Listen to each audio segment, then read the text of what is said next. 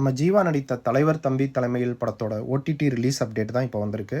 So அதன்படி பார்த்தோம்னா, வர பிப்ரவரி 12ஆம் தேதி நெட்ஃப்ளிக்ஸில் ரிலீஸ் ஆக போகுது. ஸோ யாராவது தியேட்டரில் பார்க்க மிஸ் பண்ணியிருந்தீங்கன்னா, பிப்ரவரி 12ஆம் தேதி நெட்ஃப்ளிக்ஸில் ரிலீஸ் ஆகும். பார்த்து என்ஜாய் பண்ணுங்கள். வர பிப்ரவரி 14 காதலர் தினத்தையொட்டி நம்ம சூர்யா நடித்த மௌனம் பேச இதய படமும் அண்ட் மாதவன் நடித்த மின்னலை படமும் ரிலீஸ் ஆக போகுதுன்னு ஏற்கனவே அப்டேட் பண்ணியிருந்தாங்க. பட் இப்போ இது கூடவே லேட்டஸ்ட் தகவல் ஒன்று வந்திருக்கு. ஸோ அதன்படி பார்த்தோம்னா, நம்ம குணால் நடித்த காதலர் தினம் படமும் ரிலீஸ் ஆக போகுது.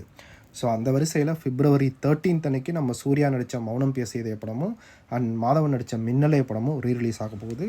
தென் பிப்ரவரி 14 அன்னைக்கு குணால் நடித்த காதலர் தினம் படம் ரிலீஸ் ஆக போகுது.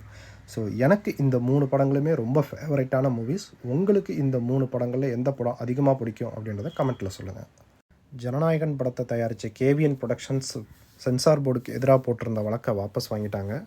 அதே மாதிரி படத்தை ரீசென்சாருக்கும் திரும்ப அமைச்சிருக்காங்க.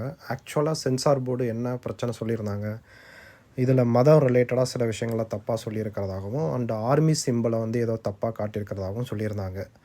பட் அதுக்கு என்ன சொல்லியிருந்தாங்க, அதுக்கான ஒரு ஸ்பெஷல் டீம், அதை ரெண்டையுமே செக் பண்ணுறதுக்கு ஒரு ஸ்பெஷல் டீமை போட்டு பார்க்க வைக்கணும் அப்படின்ற மாதிரி சொல்லியிருந்தாங்க. பட் இப்போ வந்த லேட்டஸ்ட் அப்டேட்டு என்ன அப்படின்னா, அந்த ரெண்டையுமே செக் பண்ணுறதுக்கான ஸ்பெஷல் டீமை அவங்க இன்னும் ஃபிக்ஸ் பண்ணவே இல்லையா.